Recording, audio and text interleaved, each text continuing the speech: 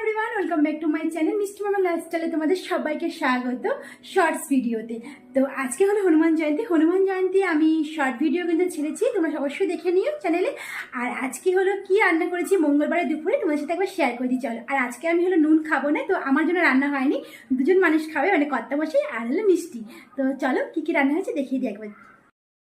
এখানে আছে ছোলার ডাল, আর এখানে আছে ঘ্যাট 5 রকমের সবজি দিয়ে, আর সাথে আছে ভেন্ডি আলু ভাজা, আর আছে ভাত।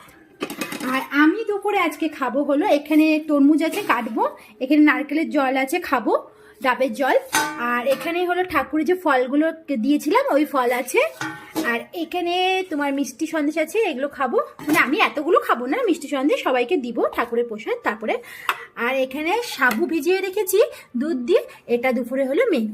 তো ভিডিওটা ভালো লাগলে চ্যানেল